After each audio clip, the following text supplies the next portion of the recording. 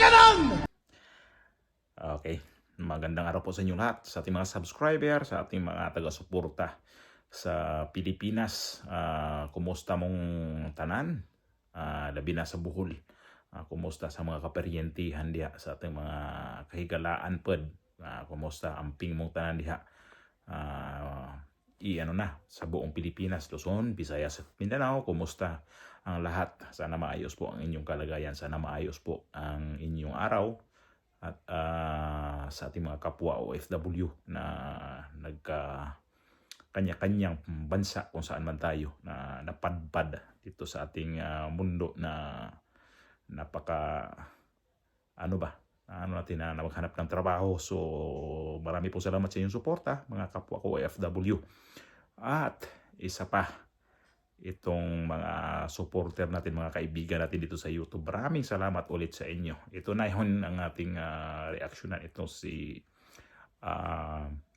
Attorney Harold Respicio. Ito yung Vice Mayor. Nanalo to nung Vice Mayor noong nakarang election last year sa Rina Mercedes sa Isabela. So ito na ngayon ang kanyang mga sinasabi dito kay Bongbong Marcos na pinapababa niya sa pwesto. At minura pa niya to doon sa rally noong nakaraang mga buwan o nakaraang taon. No? Mga ilang buwan lang naman ang nag-rally to, di ba? Pumunta pala to. Sabi ko, nakita ko yung video niya. Sabi ko, pumunta pala to. Medyo itong isang video, medyo katagalan na. May katagalan na.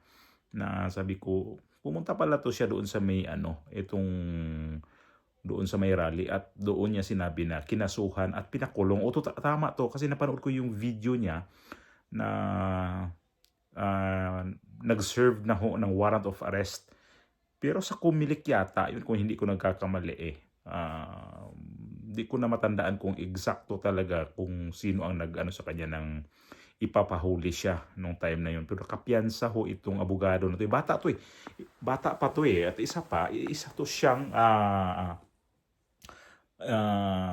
ano pang kurso nitong isa?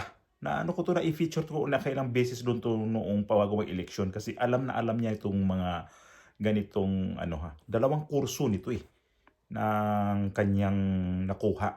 So abogado at saka yung isa nakalimutan ko tuloy. Comment nyo na lang kung ano ang ano nito. Basta related ho to sa mga IT ang kanyang isang trabaho. So dati ho to siyang yung kumpanya niya dati at nag-resign siya doon. Basta magaling to siya na siya dito sa nagtrabaho isa sa kumpanya to sa buong Pilipinas yata o buong mundo, na isa to sa pinakamalaking kumpanya kung saan siya nakapasok noon. So ito yung video niya ng yung sinasabi niya na pinakulong daw siya. Ano pa ang ginawa mo sa kapwa mo Ilocano? Ako Ilocano ako. Lahat ng nakikita kong pagkakamali ng iyong gobyerno, linalabas ko sa social media. Ano ang ginawa mo? Kinasuhan mo ako at pinakulong mo ako! Okim na manong! Abay inaramid mo kanyak DJ! Ba't ka ganon? Walang iya kayong lahat! Galit na galit. Galit kay Bongbong Marcos. Kaya doon siya pumunta sa rally, nilabas ang kanyang sa loobin doon. At isa pa, ito yung nagsabi siya na hindi daw sulit ang North. Kasi kasi Ilocano. Mga taga Isabela kasi mga Ilocano to Pero hindi lang to siya sa Ilocos mismo. Pero ang kanyang mga salita, ang kanyang lingwahe ay isa lang. So ayaw niya kay Bongbong Marcos ito. Ito si Vice Mayor Harold Respicio. At isa pa, ang sinabi pa niya, pababain na lang daw siya, umalis ka na lang dyan Bongbong Marcos. Ito yung sinasabi niyang, umalis ka na lang dyan Bongbong Marcos sa iyong pagkapwesto. Kasi ang gulo-gulo na nga nila sa loob. Ito yung sinabi niya. Sino pa ba ang magkakampi dyan? Parang ang gulo-gulo na nila sa loob. Watak-watak na sila. Baka BBM ba gusto mo nang umalis dyan? Makita to sa mga kapwa Ilocano, sigurado ang mga kapwa Ilocano to sabihin, ay hindi yan mga kapwa Ilocano kasi hindi namin kakapwa yan kasi DDS yan. Hindi naman yan sinabi DDS siya. Ayaw lang talaga niya sa mga patakaran ni Bongbong Marcos, ayaw niya sa mga estilo ni Bongbong Marcos. Ano magawa natin? Kahit ang Mindanao, sabihin natin na solid ang Mindanao sa mga Duterte, mayroon pa rin hindi dyan. Ganun lang din yun. Kung maintindihan ninyo itong tao na to, itong si Atty. Respicio, kung maintindihan nyo, gaya rin to sa Mindanao, gaya rin to sa mga Visayas na mayroon na ayaw sa mga Duterte. Pero, majority din dyan sa Visayas at Mindanao, Duterte, yan. Kagaya rin dito sa Luzon. Pagdating sa Ilocos, ay, makita naman natin, kasi nga si Sandro Marcos nga nagiging congressman dyan sa Ilocos Norte. Baluarte ho naman talaga yan sa mga Marcos, ang mga nagiging mga gobernador, nagiging vice gobernador, mga dugo din ng mga Marcos. So natural ho yan, pero di naman natin talaga lahat niya na masabihin natin na solid. Majority, ang mga tao dyan ay supporter ng mga Marcoses. Kagaya rin dito sa mga Visayas at Mindanao. Kasi alam natin kapag Bisaya, siyempre, suportahan nila itong si dating Pangulong Duterte. Si VP Sara, kagaya ko. Hindi ako sumuporta noon dito sa unit team. Pero ngayon, kung halimbawa tatakbo si VP Sara pagka-presidente, susuporta ako. Gaya rin dito kay Respicio. Di ba? Si Manong Chabit, Ilocano rin to ayaw niya kay Bongbong Marcos kasi alam niya, nakikita nila kung anong pinagagawa nitong presidente na ngayon ay nagpapahinga. In-interview nga kanina si Claire Castro. Meron kaninang in-interview si Claire Castro Yun na po huling tanong, Yusek. Back to you po. Okay, Ivan. Yusek, kumustahin lang namin ulit ang Pangulo kasi napansin namin yung event later ay liliban muli siya. So far this week, wala pa ho siyang engagement sa labas. Yes. Palasyo. Dito Kumusta po muna. ang Pangulo? Private meetings muna. Maayos po ang kanyang kalagayan. At ito ay isa sa paraan ng kanyang maaaring pag-uutos ng kanyang doktor na maghinay-hinay ng konti. Pero still, kahit sinabihan na siya ng kanyang mga doktor, patuloy pa rin po ang kanyang pakikipag-meeting dito po. Na nagpapahinga muna ang presidente.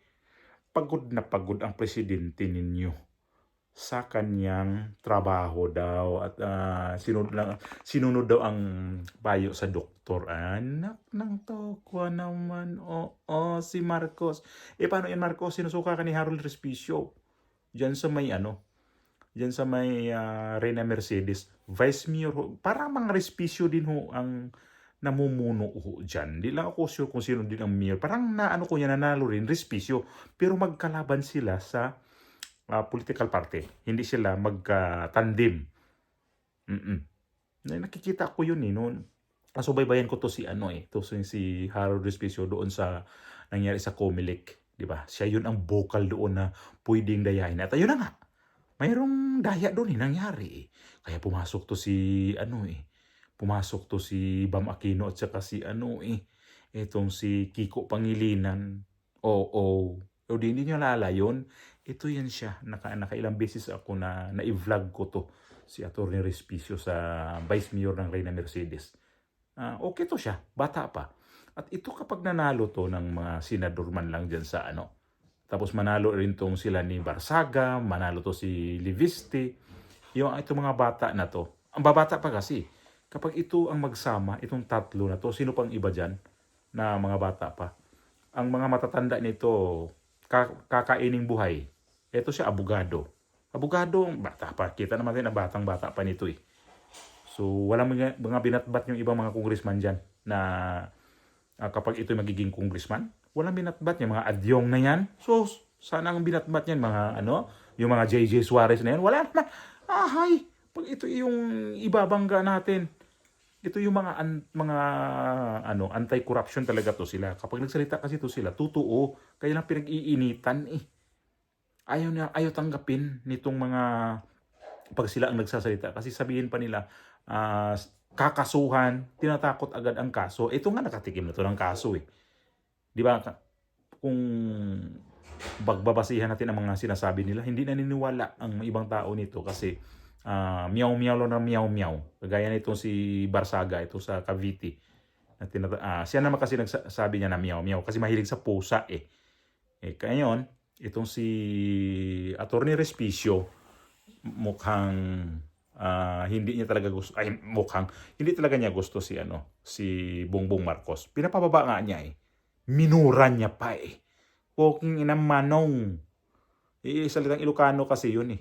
Pero ang lutong ng mura niya, ang lutong. Matindi yun, sa rally pala yun.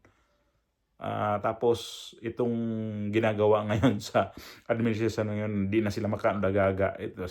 Nagpapahinga pa si Bongbong Marcos pala. Ay, kailan kaya ang resume nito?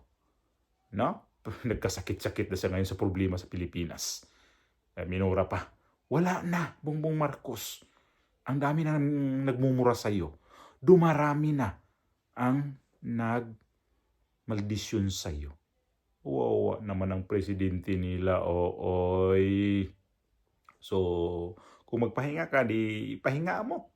Huwag lang tuluyan, ha? Kailangan magtira ka pa ng konti. Kasi ilang, next year magpa-file na ng mga kandidacy yung mga mo, kung sino i-endorse mo, ha? Ang lutong ng mura ni Respicio, ulitin ko. Ang lutong ng mura ni Harold Respicio. Grabe. Ato siya, IT to siya, tapos abogado. Ang lupit nito, ha? Ang lupit nito. Wala akong masabi nitong abogado na to. So, Bongbong Marcos, pahinga ka ha ng